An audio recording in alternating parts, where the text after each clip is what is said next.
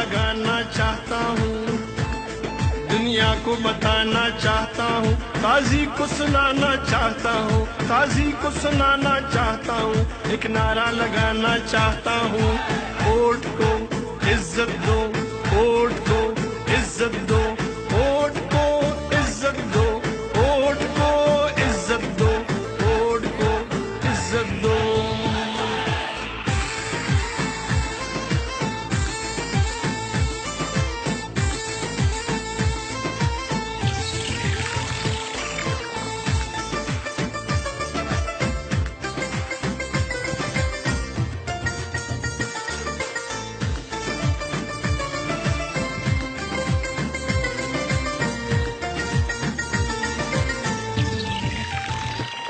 कायद तुम्हारे बुग़्ज़ में किरदार गिरे, अकदार गिरे, बड़े बड़े सरदार गिरे, ऊंचे ऊंचे मीनार गिरे, दीवाने बाला में देखा कैसे अलंबरदार गिरे, पाटा के सब दस्तार गिरे, मजहब के ठेकेदार गिरे, बड़े सिर्फ सालार गिरे, इस मिट्टी के गद्दार गिरे, मुंसिफ गिरे, बार बार गिरे, इंसाफ के दावेदार गिरे, इस नाम निहाल में मारों से, यहूद के पैरोकारों से, इस मिट्टी के गद्दारों से, गैर के अलाइकारों से, ये देश छुड़ाना चाहता हूँ, एक नारा लगाना चाहता हूँ, एक नारा लगाना चाहता हूँ, काजी को सुनाना चाहता हूँ।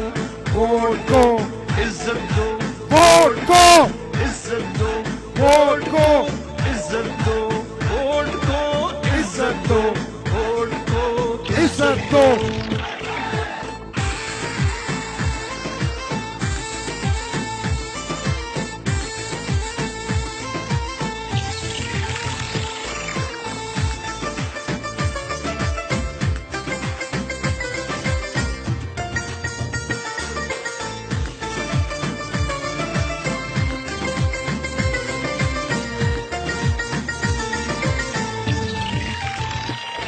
ये जितने गूंगे बहरे हैं, ये गैरों के दोस्त गहरे हैं, जो डंडे तले ठहरे हैं, ये मोहरे हैं, ये मोहरे हैं, हम बिके नहीं, हम झुके नहीं, मंजिल की तरफ हम रुके नहीं, जो डर गए वो मर गए, जो डरते नहीं वो मरते नहीं, अदल बहाल कराना है, आगे कदम बढ़ाना है, कदम बढ़ाओ नवाज शरीफ, ये मिल्लत का तराना है, ये देश बचाना चाहता हूँ, एक नारा लगाना चाहता हूँ, काजी को सुनाना चाहता हूँ, एक नारा लगाना चाहता हूँ। वोट को इज्जत दो, वोट को इज्जत दो, वोट को इज्जत दो, वोट को इज्जत दो, वोट को इज्जत दो।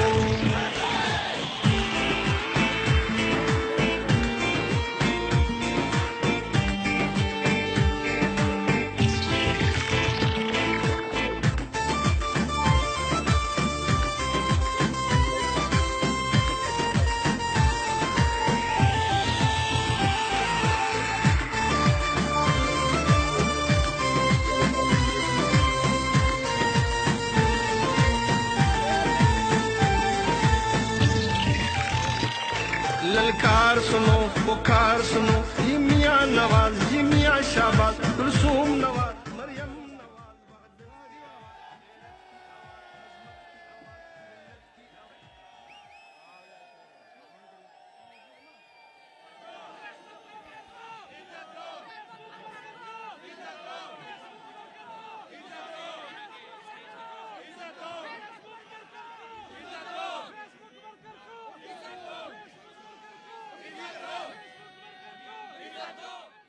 माइक ऑन करें साहब।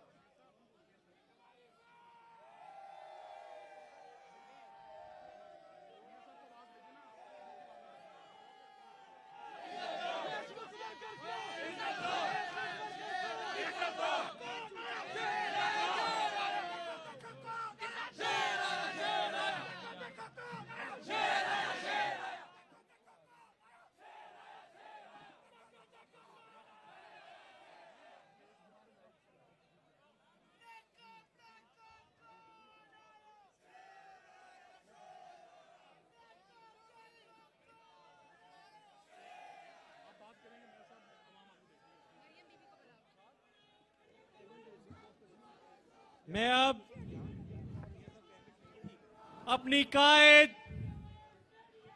पाकिस्तान की आवाज मोहतरमा मरियम नवाज शरीफ साहिबा को दावत देता हूं। मरियम नवाज शरीफ साहब, तेरी आवाज मेरी आवाज।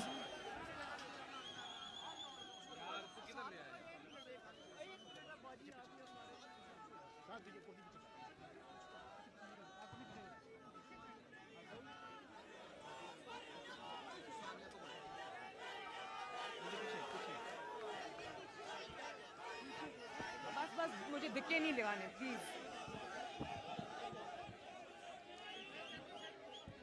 बिस्मिल्लाहिर्रहमानिर्रहीम। जनाब मोहम्मद नवाज शरीफ साहब और सोशल मीडिया के मुस्लिम लीग नून पाकिस्तान के सोशल मीडिया के शेर जवानों और शेरनियों, आपको आपकी बहन की तरफ से अस्सलाम अलैकुम। जहां जहां से भी आप लोग आज तशरीफ लाए हो, मैं तहे दिल से आपका शुक्रिया अदा करती हूं। और मैं मोहम्मद नवाज शरीफ साहब का भी शुक्रिया अदा करती हूं कि उन्होंने सोशल मीडिया के हमारे शेर जवानों के साथ खिताब किया। मैं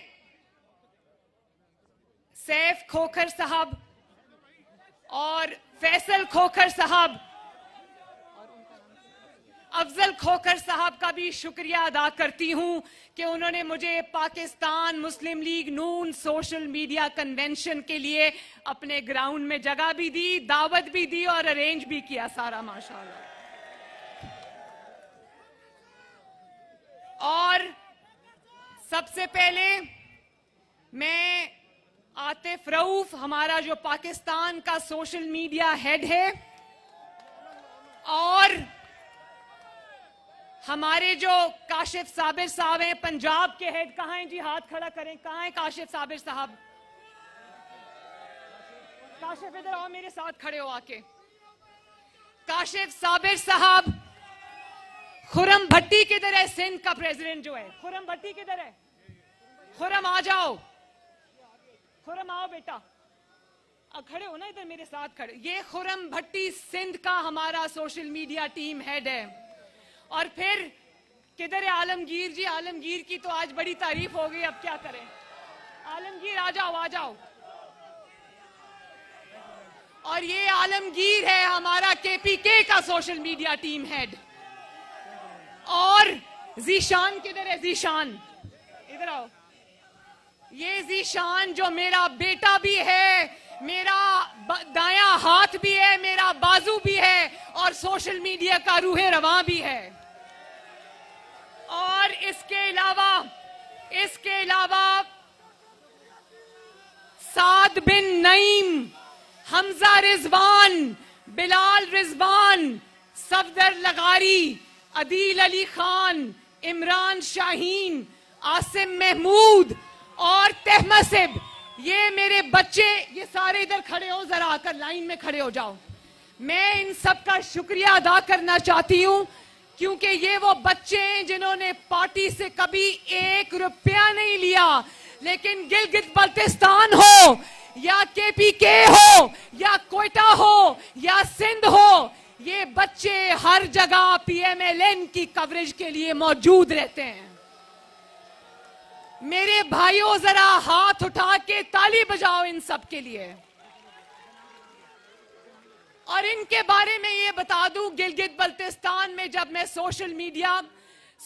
मैं मुस्लिम लीग नून की कैंपेन चला रही थी, मेरी अगली गाड़ी में खुली जीप में ये बच्चे सर्दी के मौसम में कवरेज के लिए बैठे होते थे। मैं इन सब को दिल की गहराइयों से सलाम पेश करती हूं। बदर शहबाज जो कि हमारा बहुत जबरदस्त बच्चा है, और ये सारी इंतजामात जो मियां साहब की स्पीच के हैं वो बच्चा पीछे से बैठ के करता है, हम उसको भी सलाम पेश करते हैं। बदर कहाँ हो भाई? बदर आ जाओ।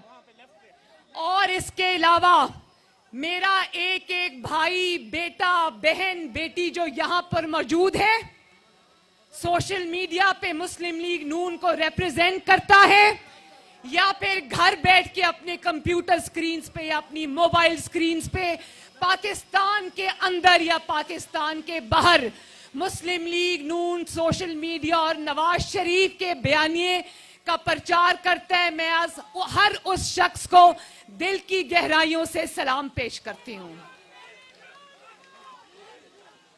ये बदर इधर आओ, इधर आओ। ये बदर शहबाज है, इसके लिए भी तालियां प्लीज। और इनमें से कुछ लोग शायद मुझसे थोड़े छोटे होंगे, लेकिन मैं इन सबको अपने बेटे और बेटियां कहती हूं। इसी तरह ये साइमा फारूक है, सानिया है, हिना भट्ट है, ये सब सोशल मीडिया पे जिस तरह मुस्लिम लीग नून के लिए काम करते हैं, मैं इन सबको भी सलाम पेश करती हूं। और आपको पता है कि मुस्लिम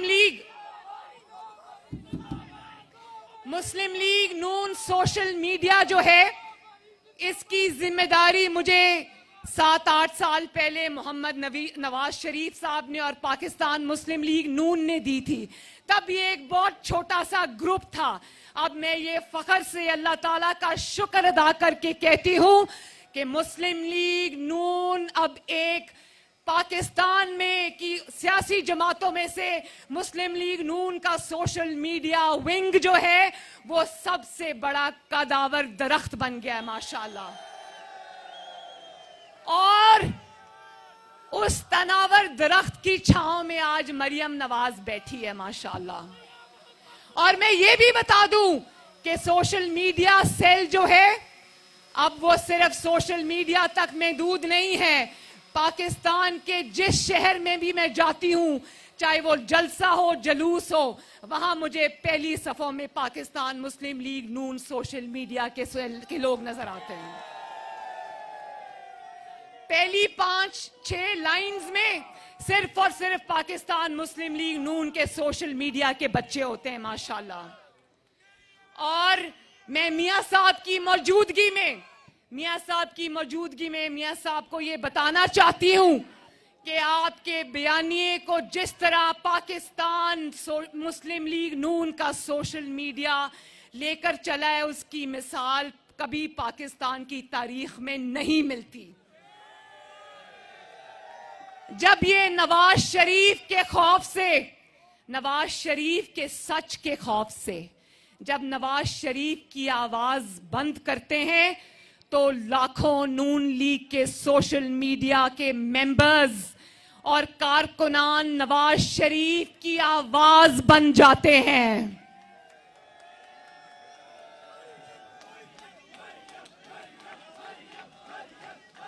और इसी सोशल मीडिया की बदौलत आज नवाज शरीफ की आवाज से खौफजदा लोग जिन्होंने नवाज शरीफ की आवाज बंद कर दी है, इसी आवाज की बदौलत आज नवाज शरीफ की आवाज, सिर्फ नवाज शरीफ की आवाज पाकिस्तान के कोने कोने में गूंज रही है माशाल्लाह। और नवाज शरीफ के बयानिए पर पहली मोहर किसने लगाई? पाकिस्तान मुस्लिम लीग नून के सोशल मीडिया ने। और फिर वो आवाज पाकिस्तान के अवाम की आवाज बन गई। मैं आपको सबको, चाहे वो मुस्लिम लीग नून सोशल मीडिया का मेंबर है या नहीं है, मेरी उससे जज्बाती वाबस्तगी है। और मैं आप सबको चाहे वो ट्विटर का सोशल मीडिया मेंबर हो, या वो फेसबुक का सोशल मीडिया मेंबर हो, या वो इंस्टाग्राम का सोशल मीडिया मेंबर हो, या वो टिकटॉक का सोशल मीडिया मेंबर हो, मैं सबको सलाम पेश करती हूं और सबको शाबाश देती हूं। शाबाश।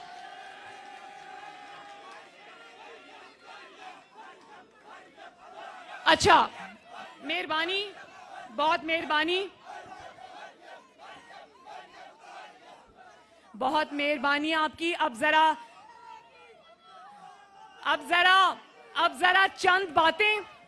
चंद बातें बहुत सीरियस बातें जिनका करना जरूरी है। मैं आपसे रिक्वेस्ट करती हूं, मुझे पता है आपके अंदर बहुत ज्यादा जज्बा है और नवाज शरीफ साहब हमारे साथ मौजूद हैं, मैं समझती हूं, जानती हूं, लेकिन चंद बातें ऐसी हैं जो इस वक्त करनी बहुत जरूरी हैं। पाकिस्तान का नौजवान, जिसमें पाकिस्तान मुस्लिम लीग नून के सोशल मीडिया के कारकुन भी शामिल हैं, उनका किरदार सिर्फ सोशल मीडिया तक महदूद नहीं है।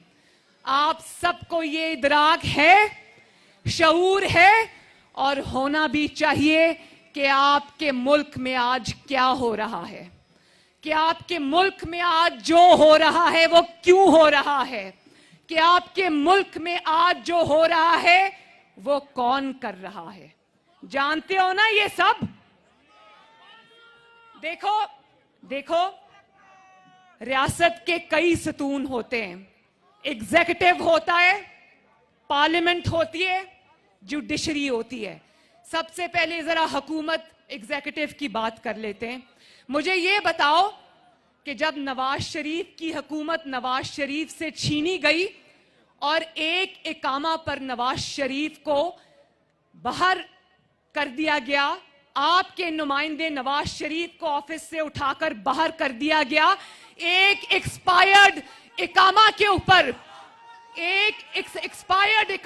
ऊपर, उसके बाद 2018 का इलेक्शन चोरी कर ये जो नालायक और नाअहल और सिलेक्टेड हुकूमत हमारे सरों पर मुसल्लत कर दी गई है। तो आज बताओ, एक पेज पर होने के बावजूद इस बस को जो रोज जलती भी है और धक्का भी लगाना पड़ता है, इस बस को जिसका ड्राइवर ये सिलेक्टेड है, ये बस चल नहीं रही। पाकिस्तान, मुझे हाथ उठाकर बताओ, पाकिस्तान चल रहा है आज? पाकिस्तान चल रहा है आज? हुकूमत चल रही है आज? रोज सुबह जब आप उठते हो तो सबसे पहली खबर क्या मिलती है कि पाकिस्तान के अंदर महंगाई और भी ज्यादा हो गई है।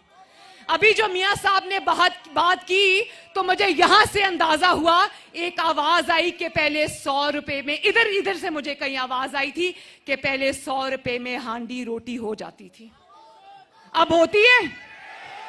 अब 1000 रुपए में भी होती है? भाई, जब रोटी 30 रुपए की हो गई हो तो एक घर में जिसमें 8-10 खाने वाले हैं, वो अपने खर्चे कहां से पूरे करेंगे? और गैस का हाल देख लो, गैस आ नहीं रही लेकिन बिल आ रहे हैं बहुत बड़े बड़े। एक खानदान जिसका 25,000 रुपया महीने की आमदन है, उसको 50,000 रुपए का बिल आ रहा है बिजली और गैस का।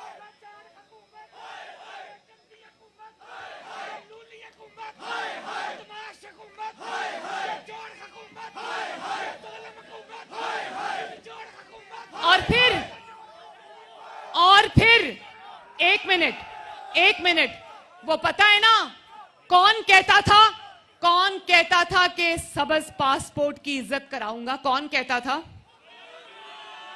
आज सबज पासपोर्ट की इज्जत तो क्या होनी थी, पूरी दुनिया के मुल्कों ने पाकिस्तान की फ्लाइट्स ही बैन कर दी हैं और मुल्कों ने, कोई ये कहता था ना कि हॉलैंड का वजीर आजम साइकिल पे जाता है, तो कहां है आज वो वजीर आजम जो साइकिल पे जाता था?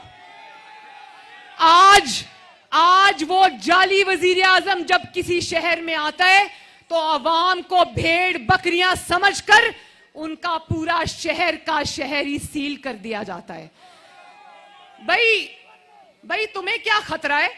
खतरा तो नवाज शरीफ जैसे हुक्मरान को था, जिसने जब इक्तदार संभाला तो हर रोज मुल्क में धमाके होते थे और हर रोज मुल्क पे ड्रोन अटैक्स होते थे। उसने अपनी जान हथेली पर रखकर पाकिस्तान में दहशतगर्दी के खात्मे के लिए 2 जंगें लड़ी। कौन सी जंगें? ज़र्बे अज़्ब और रद्दुल फसाद। और फिर भी वो जंगें भी लड़ रहा था, पाकिस्तान से दहशतगर्दी का खात्मा भी कर रहा था और अवाम के दरमियान मौजूद भी होता था। आज इस जाली और डरपोक वजीर आजम को कहो जरा अवाम के दरमियान 2 मिनट निकल कर तो दिखाए। और मुल्तान की मेरी तकरीर सुनी थी ना, मुल्तान की मेरी तकरीर सुनी थी ना। मुझे बहुत लोगों ने कहा कि वो जो तकरीर थी ना, लेकिन बंदा बहुत ईमानदार है। आपको पता है कि एलएनजी इसने बाहर से मंगवानी थी। वो इसलिए देर से मंगवाई क्योंकि इसके उन दोस्तों का जो इसके घरों के और किचन के और पार्टी के खर्चे चलाते हैं, क्योंकि उनके फर्नेस ऑयल प्लांट्स हैं। और फर्नेस ऑयल प्लांट से जब ये बनती है तो आवाम को महंगी मिलती है। जानते हो कि 122 अरब का नुकसान हुआ आपका, और ये 122 अरब का नुकसान जो है ये किसका हुआ? आप जो अपनी खून पसीने और मेहनत की कमाई से जो टैक्स देते हो वो इनकी करप्शन की नजर हो जाता है, लेकिन बंदा बहुत ईमानदार है। बजाय इसके कि आवाम को सस्ती बिजली मिलती, इसके किचन का खर्चा चलाने वाले दोस्तों को फायदा हुआ। लेकिन बंदा बहुत ईमानदार है। और वो आला अदलिया की बात सुनी थी ना, सुप्रीम कोर्ट ने कहा कि बिलियन ट्री सुनामी के दरख्त कहां लगे, हमें तो कहीं नजर नहीं आ रहे, लगता है सारे दरख्त बनी गाला में लग गए हैं। लेकिन बंदा बहुत ईमानदार है। अब मुझे ये भी पता चला है, कल मुझे मेरी दादी का अफसोस करने एक बिजनेसमैन आए हुए थे। उन्होंने मुझे बताया कि हमारी बिजनेस जो उनकी इंडस्ट्री है उसके लिए एलएनजी की जरूरत पड़ती है। तो उन्होंने कहा जब नवाज शरीफ की हुकूमत थी तो एक के बाद एक जहाज एलएनजी लेकर समंदर के किनारे खड़ा होता था।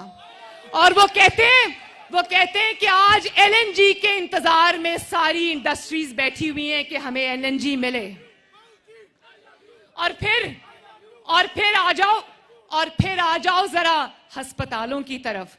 आज सुबह जब मैंने पढ़ा, कौन ये कहता था कि मोटरवे बनाने से कौमें नहीं बनती, अस्पताल और स्कूल बनाने चाहिए, तो मुझे हाथ उठाकर जरा बताना कि पूरे पाकिस्तान में, एक सूबा छोड़ ही दो, पूरे पाकिस्तान में क्या इस जाली हुकूमत ने एक भी अस्पताल बनाया?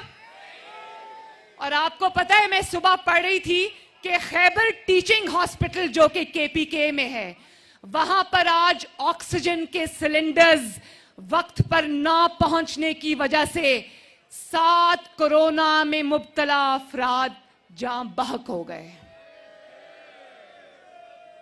है कोई इसको पूछने वाला? कोई इसको आईना दिखाने वाला है कि तुम्हारे इतने बड़े बड़े दावे आज कहां गए? अस्पतालों में लिख कर लगा दिया गया है कि अगर स्ट्रेचर चाहिए या व्हील चेयर चाहिए गरीब मरीज को, उसको 20 रुपए देने पड़ेंगे, 20 रुपए। और आप ये जानते हैं कि जो लाहौर का शहबाज शरीफ ने चिल्ड्रन हॉस्पिटल बनाया था, उसमें 100 बच्चे सिर्फ फंड्स ना होने की वजह से वफात पा गए। 100 बच्चे, क्योंकि जो पंजाब हुकूमत उसको शहबाज शरीफ के वक्त में ग्रांट देती थी, वो जालिम हुकूमत में वो ग्रांट खत्म कर दी गई। और या सोचो, उन माओं का हाल सोचो। मैं भी मां हूं, मेरे भी बच्चे हैं। सोचो कि किसी मां के बच्चे का इसलिए इंतकाल हो जाए क्योंकि अस्पताल के पास पैसे नहीं है।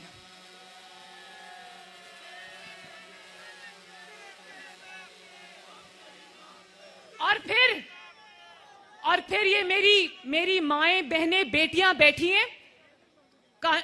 लॉ एंड ऑर्डर का ये हाल है कि वो याद है मोटरवे पर वो जो एक खातून की उसके बच्चों के सामने बेहुरमती का वाकया हुआ था, याद है ना? वो सारी खवातीन मुझे बताएं कि वो बेटी कौम की, पाकिस्तान की बेटी की बेहुरमती का वाकया किस किस को याद है? उसके बच्चों के सामने उसकी बेहुरमती की गई और इनके हुकूमती अहलकार कहते हैं कि भाई उस औरत को क्या जरूरत थी रात को अकेले घर से निकलने की। और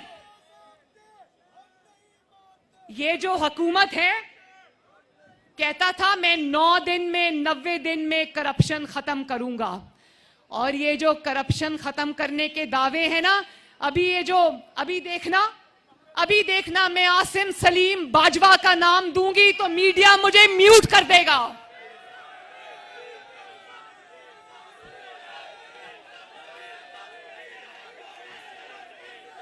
आप जानते हो कल काजी फाइज ईसा को जानते हो ना?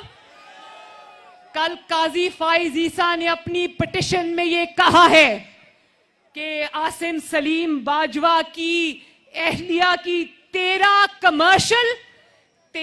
कमर्शियल और 5 रिहायशी प्रॉपर्टीज अमेरिका जैसे मुल्क में उन्होंने डिक्लेयर नहीं की।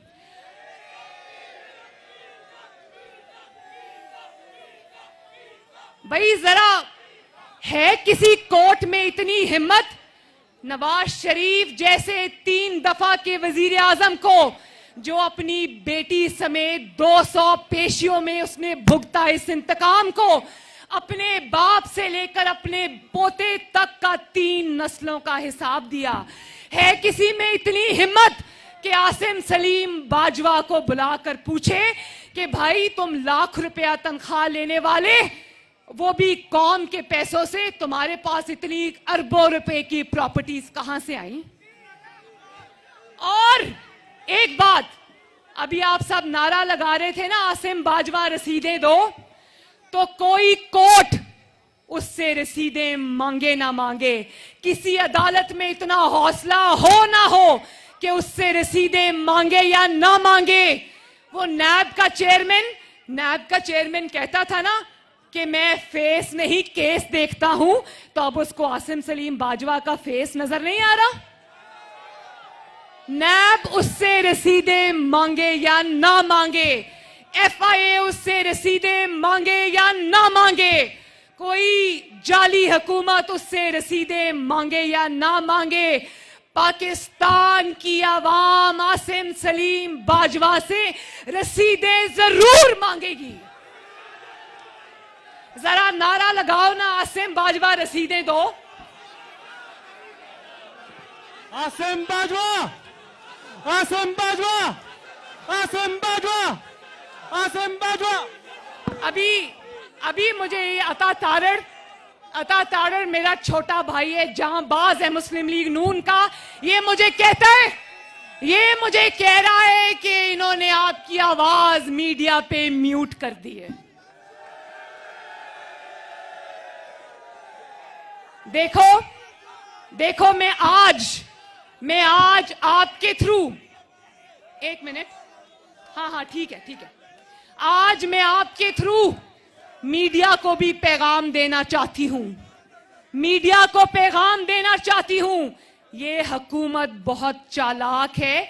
इसने एक मीडिया हाउस को दूसरे मीडिया हाउस से लड़ा दिया है, एक एंकर को दूसरे एंकर से लड़ा दिया है, और आज मीडिया इतना भी आजाद नहीं है कि एक रिटायर्ड अफसर का नाम टीवी पर चला सके। और जो चैनल्स दबाव का सामना करने से इनकार करते हैं, या जो चैनल्स अपनी सहाफती जिम्मेदारियां अदा करते हैं, उनके सरबराहों को नैब की डिटेंशन सेल्स में फेंक दिया जाता है।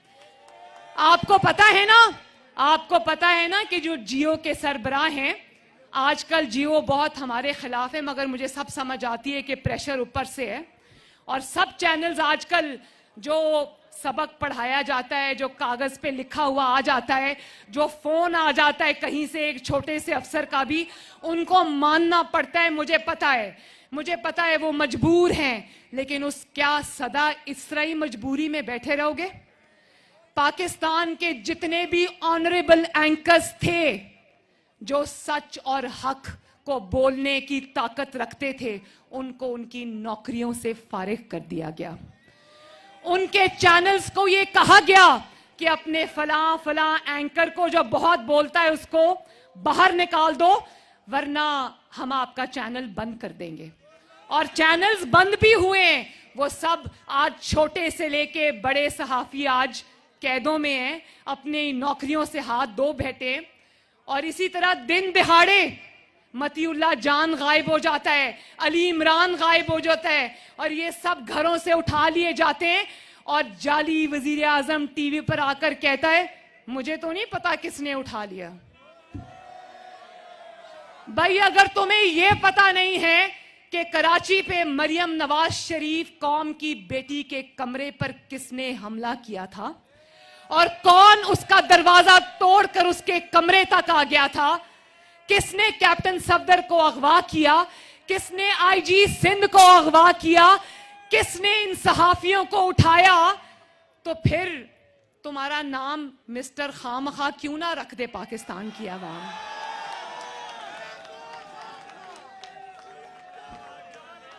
तो मैं आज पाकिस्तान के मीडिया को भी ये पैगाम देना चाहती हूं कि अच्छा कुछ ऐसे चैनल्स भी हैं जिन्होंने म्यूट नहीं किया, और सब मिलकर उन चैनल्स को सलाम करें। साथ साथ खबरें आ रही है, हमारा मीडिया सेल भी बहुत तेज है माशाल्लाह।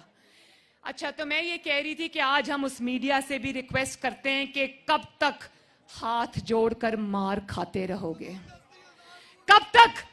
कब तक ये बर्दाश्त करोगे कि हक और सच बात कहने के लिए तुम्हारे घरों से दिन दिहाड़े, जिसको अंग्रेजी में कहते हैं ब्रॉड डे लाइट में, तुम्हें सड़क पे घसीटते हुए उठाकर डालों में डालें और तुम्हें ऐसी जगह ले जाएं कि वापसी पे तुम्हें यह कहना पड़े 2 दिन के बाद कि भाई मैं तो शुमाली इलाका जात की सैर के लिए गया था।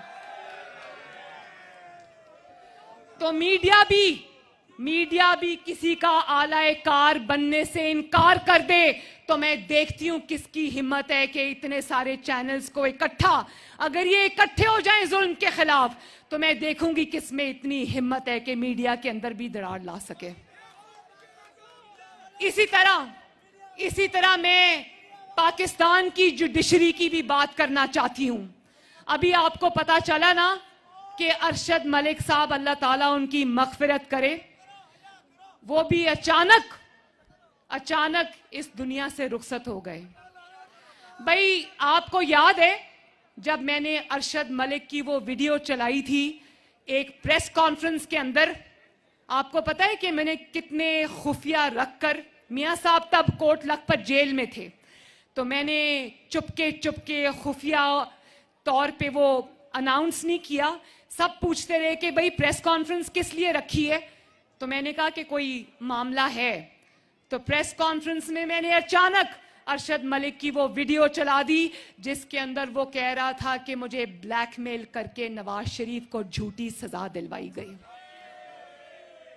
और मैं आज, आप जानते हो ना, कल काजी फाइज ईसा साहब ने पिटिशन दायर की है और उसमें उन्होंने कहा है कि मेरे खिलाफ रेफरेंस बदनीयती पर मुश्तमिल था और जो पिछले चीफ जस्टिस थे जस्टिस आसिफ सईद खोसा, वो मुझे लॉन में टहलने के लिए ले गए और उन्होंने मुझे एक स्ट्रैटेजी के तहत ये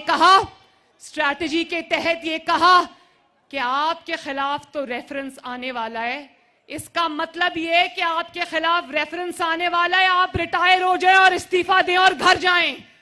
जिस तरह नवाज शरीफ को ये डराते थे, नवाज शरीफ जब वजीर आजम था तो उसको कहते थे ये कर दो वरना पनामा में हम कुछ कर देंगे, और फिर जब पनामा आ गया तो कहा चुप करके इस्तीफा देके घर चले जाओ वरना ये हो जाएगा और वो हो जाएगा। शाबाश है नवाज शरीफ को कि उसने जुल्म अपने ऊपर सह लिया। जानते हो ना कि पनामा पेपर्स में नवाज शरीफ का नाम नहीं था, जानते हो ना? नवाज शरीफ को शाबाश है कि वो ये जानता था कि अगर मैंने इस वक्त इनकी बात से इनकार किया तो पीछे पीछे क्या आ रहा है। वो 3 दफा का वजीर आजम था, उसने कहा कुछ भी कर लो, पाकिस्तान के अवाम ने मुझे इस कुर्सी पे बिठाया है, पाकिस्तान के अवाम के अलावा मैं ये हक किसी को नहीं दूंगा कि इस कुर्सी से मुझे उठाए। तो मैं जजेस को, मैं अपनी मुअज़्ज़ज़ अदलिया को भी ये कहना चाहती हूं कि अगर आप इन अहकामात को मानते हैं तो पिछले जो 2 चीफ जस्टिसेस का हाल हुआ है, जब वो कुर्सी पर बैठे होते हैं तो सब एहतरामन या उनके खौफ के मारे उनको सलाम करते हैं, जब वो कुर्सी छोड़कर जाते हैं तो कोई उनसे हाथ मिलाने का भी रवादार नहीं होता। ये जरूरी नहीं है कि आप अपने 2 साल, अपने 3 साल निकाल जाएं तो आप कहें कि मैं बहुत कामयाब हूं। कामयाब वो इंसान है कि उसके जाने के बाद उसको लोग याद करें और कहें कि बंदा बिल्कुल ठीक था, बंदा बहादुर था। जैसे आज उनका क्या नाम है जो फौत हुए जस्टिस पेशावर वाले, वो जो सेठ वकार साहब हैं, आप देख ले, फर्क देख ले लोगों में।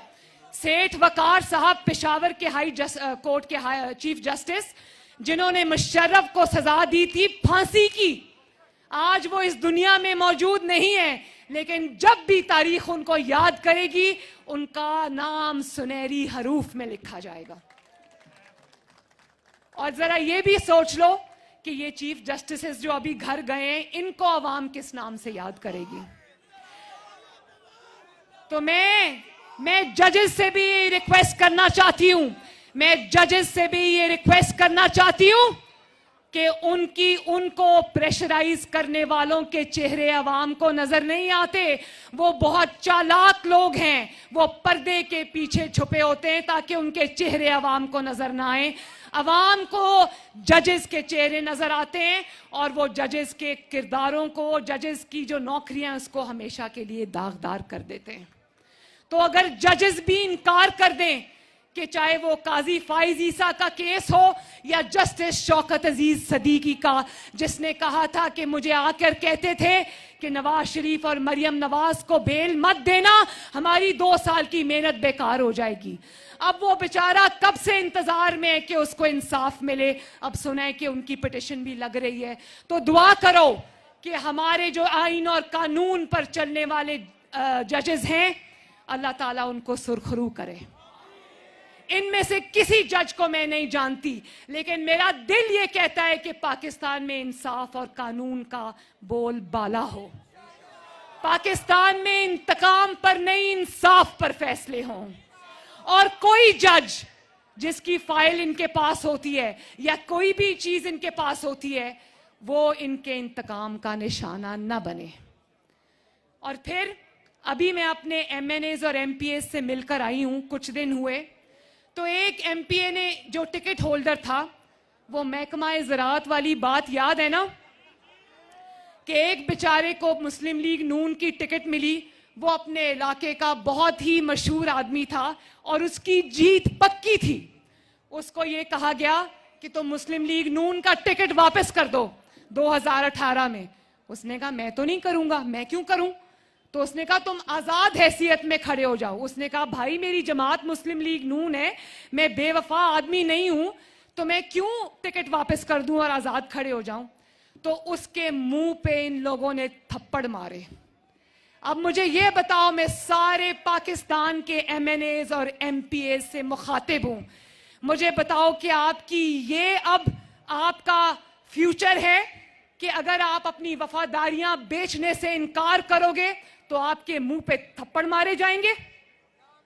कब तक ये जुल्म आप बर्दाश्त करोगे? आप अवाम के मुंतखब नुमाइंदे हो, अपनी इज्जत का पास आपको होना चाहिए। अगर मैंने अपने, जो लाहौर में अब 13 को इंशाअल्लाह जलसा होने जा रहा है, तो मैंने अपने लोगों को कहा, मैंने अपने एमएनएस और एमपीएस को कहा, मैंने कहा कि ज्यादा से ज्यादा यही होगा ना कि एफआईआर कट जाएगी, घर से उठा के ले जाएंगे, तो कहो उठा के लेके जाना है तो ले जाओ, गिरफ्तार करना है तो कर लो, ना हम घर बैठेंगे ना अपनी वफादारियां छोड़ेंगे। और ये जानते हो ना कि एक एक जलसे के बाद 3,000 FIR कटती हैं। तो मैं आज परवेज अंकल के साथ मजाक कर रही थी, वो याद है ना, एक मिनट, वो याद है ना वो पिछले जमाने में जब मैं छोटी थी तो जब शादी होती थी तो दूल्हा को वो नोटों वाला हार पहनाया जाता था। तो मैंने अपने MNAs और MPs से कहा है कि FIR जितनी तादाद में आपके खिलाफ हो रही है ना, उन सबको हार में परोकर गले में पहन लो, ताकि पता चले कि ये हुकूमत और ये जाली और खौफजदा जाली हुक्मरान कितना डरे हुए हैं इस वक्त लाहौर के जलसे से। और एक बात मैं आखिर में ये भी कहती जाऊं कि मुंतखब हुकूमतें सही काम भी करें तो वो गलत, उनकी किरदार कुशी होती है। आज पाकिस्तान में कोई भी मंसूबा उठाकर देख लो खिदमत का, चाहे वो सड़क हो या वो अस्पताल हो या वो यूनिवर्सिटी हो या वो बिजली का कारखाना हो या कुछ भी हो, उस पर आपको एक ही मोहर नजर आएगी और वो है मोहम्मद नवाज शरीफ, और वो है मोहम्मद शहबाज शरीफ, और वो है पाकिस्तान मुस्लिम लीग नून। लेकिन आज 5.8 ग्रोथ थी और आज अगर 0 से नीचे जेरे जमीन ग्रोथ चली गई है, लेकिन किसी के कान पे जूं नहीं रेंगती क्योंकि बंदा बहुत ताबेदार है। और फिर बंदा ताबेदार है, ठीक है। और उसके बाद आजकल ईमानदार उसको कहा जाता है जो चोर भी हो, डाकू भी हो, लेकिन ताबेदार हो। नहीं, ताबेदार भी है, हाँ। वो कहता है कि मेरे अलावा इनके पास कोई ऑप्शन नहीं है क्योंकि बंदा ताबेदार है। वो कहता है कि हम एक पेज पे हैं क्योंकि बंदा ताबेदार है। महंगाई रोज पहले से कई गुना ज्यादा बढ़ जाती है, लेकिन किसी को कोई तकलीफ नहीं होती क्योंकि इस बार बंदा ताबेदार है। और पाकिस्तान के कर्जे इन 2.5 सालों में आसमान पर पहुंच गए। 73 साल के सारे कर्जे एक तरफ और इस नालायक हुकूमत के कर्जे एक तरफ, लेकिन कोई बात नहीं, बंदा तो ताबेदार है ना भाई। 1 करोड़ नौकरियों का वादा करने वाले आज बाहर से भी बेचारे जिनकी नौकरियां थी, वो वीजे की पॉलिसी खत्म होने की वजह से वो सब भी पाकिस्तान में नौकरियां खो के वापस आ रहे हैं। लाखों बंदा बेरोजगार हो गया, लाखों खानदान बेरोजगार हो गए, लेकिन किसी को कोई इसलिए तकलीफ नहीं क्योंकि बंदा ताबेदार है। दवाई की कीमत 600 गुना बढ़ गई। बीमार गरीब दवाई के बगैर मर रहा है, लेकिन किसी को कोई तकलीफ नहीं, मीडिया पर भी कोई शोर नहीं क्योंकि बंदा ताबेदार है। और फिर कारोबार बंद, रोजगार बंद, दुकानें बंद, रेहड़ी वालों का रोजगार बंद, लेकिन किसी को कोई तकलीफ नहीं क्योंकि बंदा ताबेदार है। और तरक्की का पहिया जो नवाज शरीफ की हुकूमत में तेजी से घूम रहा था, वो तरक्की का पहिया आज उल्टी तरफ घूम रहा है, लेकिन किसी को कोई एतराज नहीं क्योंकि बंदा ताबेदार है। और देखो, यूरोप के मुल्कों ने पाकिस्तान की जहाज और पाकिस्तान के पायलट्स और पाकिस्तान की फ्लाइट्स बंद कर दी, लेकिन किसी के कान पे जूं इसलिए नहीं रींग रही क्योंकि बंदा ताबेदार है। और कश्मीर का सौदा हो गया मेरे भाइयों, कश्मीर का सौदा हो गया। कश्मीर मोदी की झोली में जा गिरा और ये कहता है कि मोदी मेरा फोन नहीं उठाता। कश्मीर का सौदा हो गया, कश्मीरियों पर गद्दारी के पर्चे कट गए, लेकिन अब किसी को तकलीफ नहीं होती क्योंकि बंदा ताबेदार है। आटा चीनी चोरी हो गई, गंदम चोरी हो गई, जेबों अवाम का पैसा इस जाली आदमी के जेबों में चला गया, लेकिन अब कोई ना FIA, ना नैब, ना JIT, ना ही कोई अदालत, क्योंकि बंदा ताबेदार है। अब मेरा ख्याल है कि इमरान खान साहब का नाम आज से ताबेदार खान साहब रख देना चाहिए।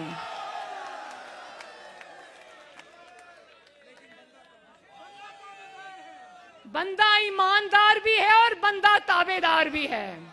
और दूसरा कोई बंदा चाहे लाख ईमानदार हो, उसने लाख पाकिस्तान की खिदमत की हो, लेकिन अगर वो ताबेदार नहीं है तो वो फारिग है, वो फारिग है। और एक तरफ दुनिया का सबसे नालायक, दुनिया का सबसे नाअहल बंदा हो और गरीब के चूल्हे बुझ गए हों और पाकिस्तान बंद हो गया हो, पाकिस्तान का कारोबार बंद हो गया हो, मईशत बंद हो गई हो, हर चीज को ताला लग गया हो, लेकिन कोई कुछ नहीं कहेगा क्योंकि बंदा ताबेदार है। तो आज मेरे साथ वादा करें मिलकर कि नवाज शरीफ ने जुल्म सहकर और अपने खानदान पर जुल्म सहकर इस 72 साल की उम्र में अगर आपकी सरबुलंदी का अलम उठाया है तो आखिर तक नवाज शरीफ का साथ दोगे इंशाल्लाह। और ये भी मैं बता दूं, PDM बहुत बड़े बड़े फैसले करने जा रही है इंशाल्लाह।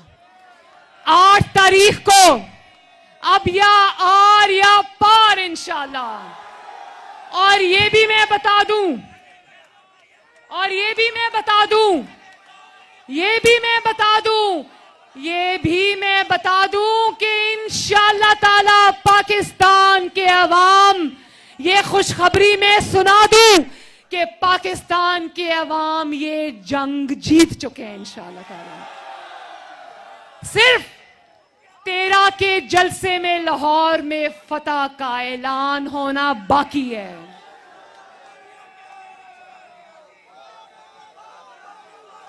और मैं सारी जमातों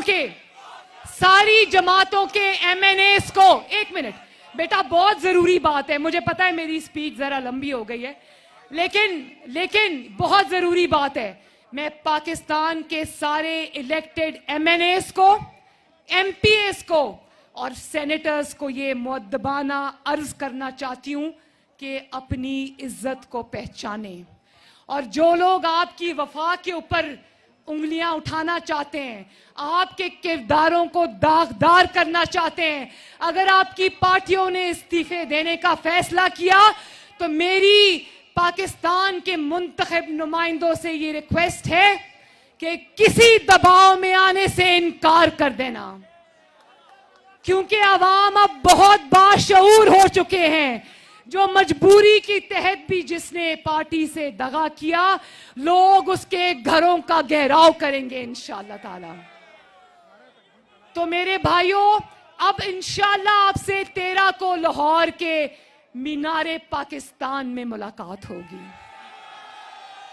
ना सिर्फ खुद आना है बल्कि अपने खानदानों को, अपने दोस्तों को भी लेके आना है, क्योंकि ना ये मरियम नवाज शरीफ का जलसा है, ना ये नवाज शरीफ का जलसा है, ना ये PDM का जलसा है। ये हुकूमत घर जाएगी तो पाकिस्तान चलेगा, ये हुकूमत घर जाएगी तो महंगाई खत्म होगी, ये हुकूमत घर जाएगी तो कारोबार चलेगा, ये हुकूमत घर जाएगी तो आटा चीनी गंदम और सब्जियां सस्ती होंगी। तो अब आओ और इंशाअल्लाह 13 को मीनारे पाकिस्तान में अपनी फतह के झंडे गाड़ो। पाकिस्तान मुस्लिम लीग नून सोशल मीडिया जिंदाबाद। नवाज शरीफ, और जोर से, नवाज शरीफ, नवाज शरीफ, शहबाज शरीफ। शहबाज शरीफ को भी हम हाथ उठाकर उनकी अपने भाई से वफादारी को सलाम पेश करते हैं। उन्होंने मुझे अभी जेल जाने से पहले अपने कमरे में मुझे ले गए और उन्होंने कहा कि मरियम तुम मेरी बेटी हो, लेकिन एक बात मैं तुम्हें बता दूं, इन्होंने मुझे जितनी भी लालच दी हो, मैंने आज अपने भाई से बेवफाई नहीं की, तो आज मैं सुकून की नींद सोता हूं। हमजा का केस भी जमानत का, हमजा का केस भी जमानत का लग रहा है कोर्ट में। दुआ करो कि अल्लाह ताला 1.5 साल से बेगुनाह हमजा को कैद, अल्लाह ताला उसको रिहाई अता फरमाए। तो फिर एक दफा पाकिस्तान मुस्लिम लीग नून सोशल मीडिया, नवाज शरीफ, 13 दिसंबर का लाहौर का जलसा। अच्छा, बाय द वे कल मैं इंशाल्लाह एक लाहौर में मेरी रैली कल है और एक 2 दिन के बाद है। लाहौर में मैं जगह जगह जाकर लाहौर के अवाम को खुद दावत दूंगी कि वो आए और 13 दिसंबर को जलसे में शिरकत करें। अब आखिर में एक और नारा, पाकिस्तान। शुक्रिया, बहुत बहुत शुक्रिया।